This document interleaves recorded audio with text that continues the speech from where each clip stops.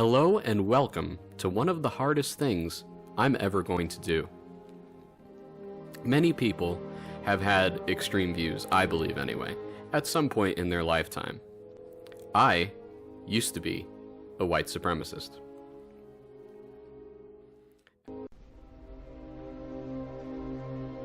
This is a blog series that I've written on Quora about my experiences with white nationalism, white supremacism, and Nazism.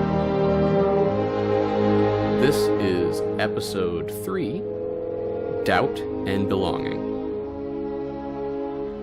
Over the years, there had been seeds of doubt planted in my mind. I remember once in the 7th grade, we read Elie Wiesel's book, Night, which is pretty heavy emotionally. It's an excellent read. After we read it, we had to write an essay about it. I don't remember the assignment per se, but I believe it had to do with what we took away from the book. The night before I wrote that essay, something big happened to me. I had a dream.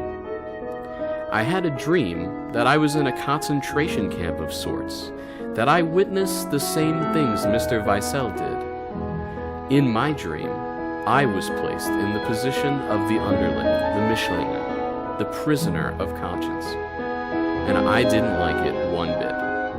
And in that essay, I spoke almost openly about the racial things I believed and how I felt this upset those thoughts I'd had for a while. The greatest irony in my life as a white supremacist in middle school was the girl I went out with. Obviously, we didn't have the type of relationships adults or teenagers would consider dating, but I did like her, and having a girlfriend raised my status a bit. The irony? I didn't know it at the time, but she was Jewish. The topic only came up years later when we were in the same history class together in high school. My freshman year of high school, I was still in effect a white supremacist, despite my doubt and making excuses for this Jew and that black person so that I could be friends with them. I even donated to the American Nazi Party on occasion, the new one, not the one affiliated with Rockwell. I still frequented white power websites such as Stormfront, despite also embracing modern culture. I was a walking contradiction. Then came marching band. It was everything I wanted it to be. I was all into the groupthink and following orders and such, so much that I reveled in it. The Trumbull High School Golden Eagle Marching Band, along with its long name, had a long list of awards as well.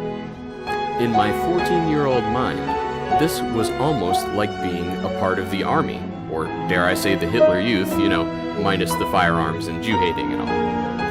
I was the type of person who felt glorified by just putting on a uniform, and because of the discipline I had to go through to be in the marching band, i.e.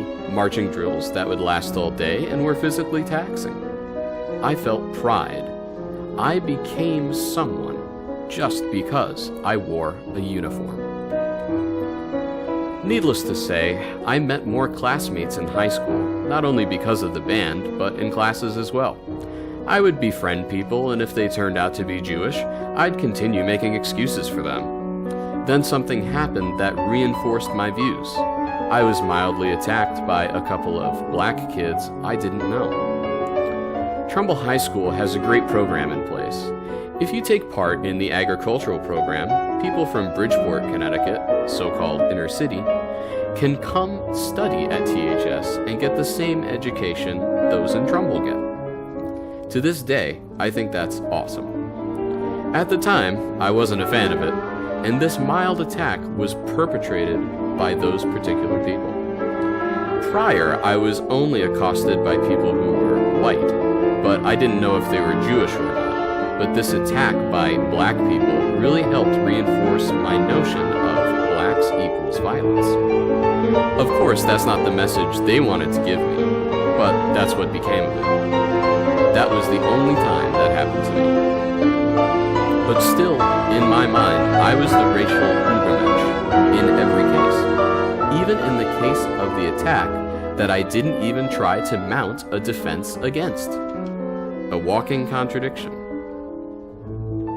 These events planted the seeds of my new way of thinking, but it took one more push to get me out of the white power movement.